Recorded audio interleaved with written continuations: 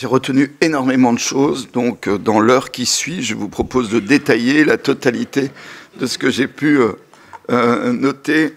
C'était très très riche. 10 minutes, c'est ça à peu près?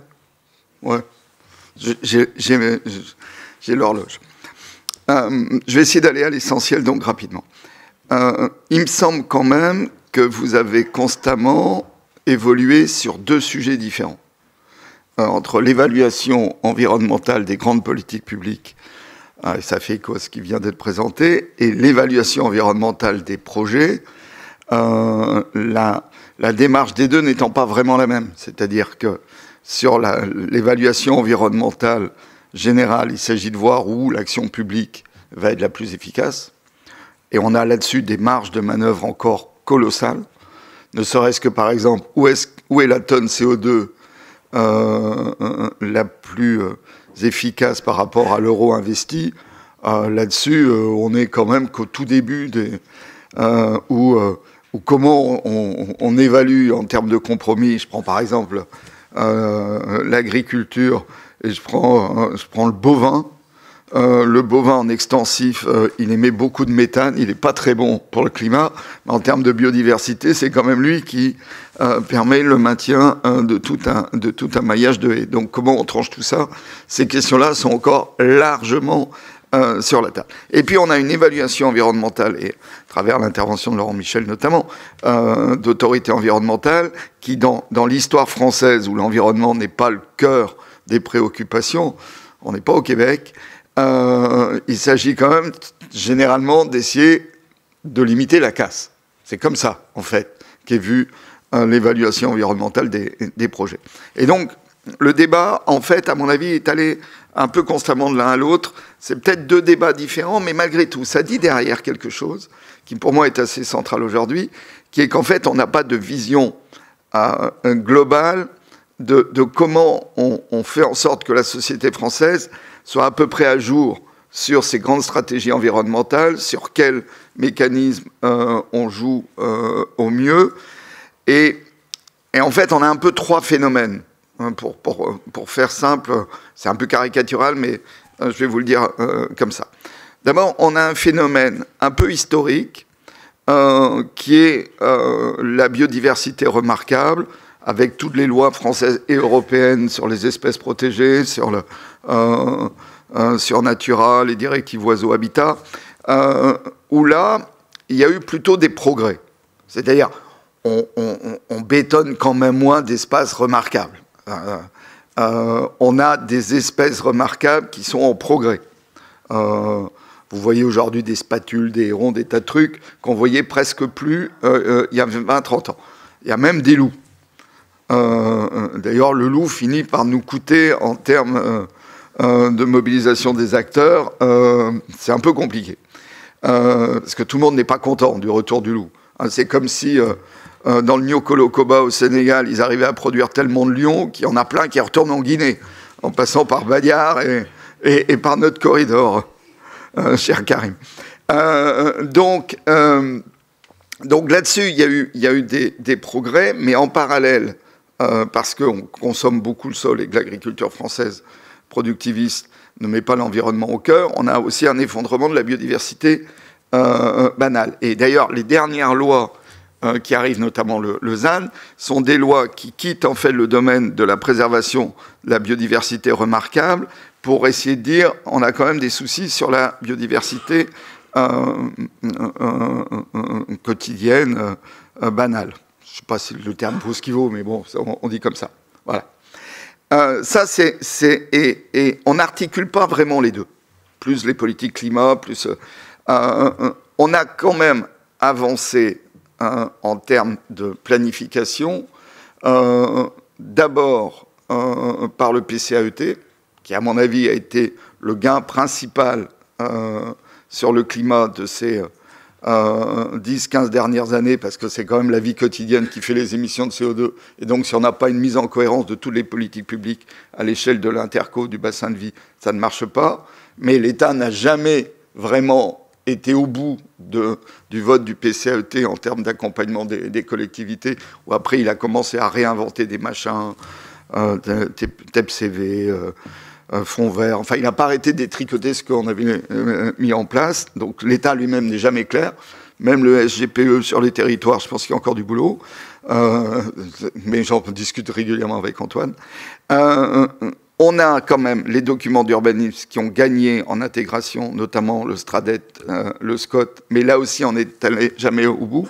Je ne sais pas si Serge Muller, tu te rappelles quand on avait échangé, y compris après mon rapport sur la compensation, on n'a toujours pas une trame de biodiversité cohérente vraiment dans le STRADET. Je reprends la Guinée, ce qu'on est en train de faire en Guinée avec l'État guinéen de planification d'un grand corridor, c'est fortement en avance sur ce qu'on est capable de faire en France. En France, on serait incapable de construire un document de planification d'un corridor sur 400 ou 500 km en France. Et donc, on n'arrive pas finalement à aller au bout de ce qui est sur la table. Et avec des discours qui sont toujours un peu mélangés. Le discours mélangé type, c'est sur l'adaptation au changement climatique, où là, l'évaluation environnementale est au cœur de ce qu'on a fait. Le fait qu'on ait, avec Christophe Béchu, imposé le plus 4 degrés en s'appuyant sur un certain nombre de scientifiques, comme Christophe Cassou, on avait fait beaucoup de choses avec Christophe, moi je préside la commission nationale spécialisée, c'est parce qu'il y a une évaluation environnementale qui dit les engagements des États nous amènent à plus 4 degrés. Donc il faut que notre cadre d'adaptation, avec Nicolas on y a travaillé aussi, soit sur le plus 4 degrés. Ça c'est typiquement de l'évaluation. Derrière, assumer le plus 4, ça devient plus compliqué, y compris en termes d'évaluation environnementale, où là j'entends des choses diverses et variées. Et donc on est, je pense, dans ce moment, et il me reste que 3 minutes, je regarde bien, où on a beaucoup de dispositifs qui ne sont pas tous de même nature, qui ne demandent pas donc la même évaluation environnementale, et qu'on est au moment où il faut absolument qu'avec toutes ces briques-là, il y a de l'européen, il y a du national, il y a du territorial. On essaye d'avoir une stratégie sur le climat et la biodiversité, sur les enjeux environnementaux, qui soit cohérente. On n'y était pas, mais on avançait dans le bon sens. La création de la planification allait dans le bon sens.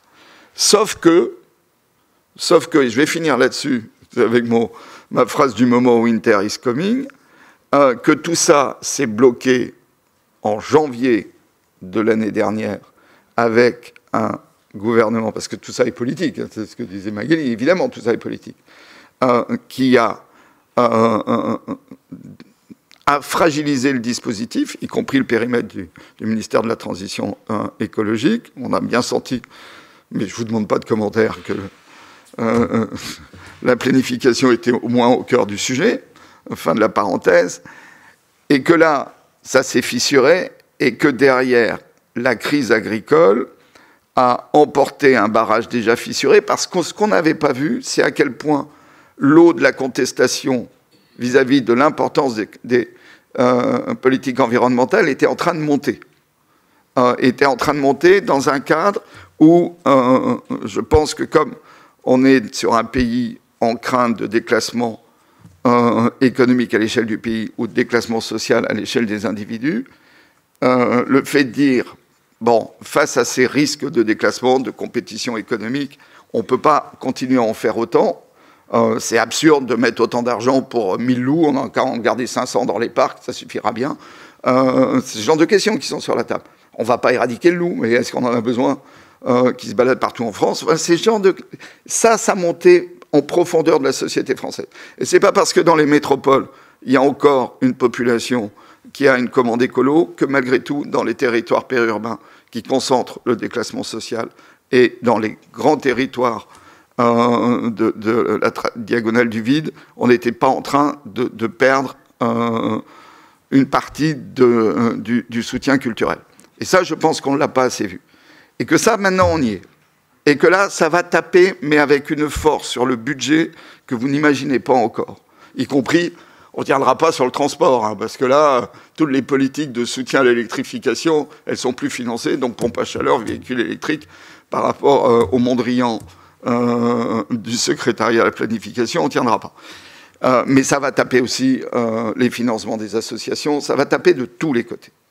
Et donc, face à ça, il faut remettre l'ensemble des acteurs sur un projet qui soit un projet commun, où on dit, voilà pour nous les dispositifs clés, voilà face à ces dispositifs clés les évaluations qu'on a besoin, voilà les gains pour la population, pour l'ensemble de la population, et on arrête de s'adosser aux populations des métropoles et aux élus des métropoles. Je vais au bout de mon discours pour essayer d'avoir une reconquête réelle. Et quand on parle climat, et je vais finir là-dessus, parce que c'est un colloque international, et quand on parle climat, parce que ça a été dit par, je crois, une intervenante tout à l'heure, y compris, on n'a pas un discours franco-français, qui ne marche pas, et que les gens ne croient pas. Les gens ne croient pas un instant que, voilà, en les culpabilisant parce qu'ils prennent l'avion, parce qu'ils ont 2 voitures, alors qu'en périurbain, dès qu'on a 3 ados, on a 2 voitures, ça va suffire à préserver la planète, parce que tout le monde a bien compris que c'était une question mondiale, que les émissions indiennes étaient en progrès, et il ne faut pas croire que la population ne le sait pas. Ce qui veut dire qu'on doit avoir aussi dans l'évaluation environnementale, et moi je suis ravi, et on en discutera pendant le repas, qu'on réintègre l'ensemble des capacités de participer à la stabilisation de la planète, de l'ensemble des pays, et notamment, puisque vous êtes nombreux dans la salle, et certains ici savent qu'avec l'association Climate Change que je préside, on est très présent sur ces questions. Je pense que soutenir plus l'Afrique, l'inverse de ce qu'on a fait hier soir au Sénat, reste un enjeu majeur, parce qu'y compris, il y a des tonnes CO2 moins chères, et qui feront du développement. Et que donc, il faut absolument, y compris dans notre planification nationale, qu'on regarde toujours à cette échelle mondiale. Donc il y a aussi une évaluation qui sort du cadre national qu'il faut absolument continuer de développer. Donc j'ai dépassé de 2 minutes. Je vous présente Alice Malek, j'en profite, qui est la directrice biodiversité de Climate Change, qui est là-bas, au fond, pour ceux qui veulent discuter, parce qu'on aura un sommet en Afrique, probablement à l'automne, on reviendra nous aussi sur ces questions, donc c'est l'occasion de faire du networking. C'est ça aussi un colloque. Mais on est sur des enjeux majeurs, on est dans un moment difficile, et donc il faut qu'on ait des messages très clairs et très cohérents face à ça, si on ne veut pas régresser dans les prochaines semaines. Je ne suis pas très optimiste, mais le combat continue.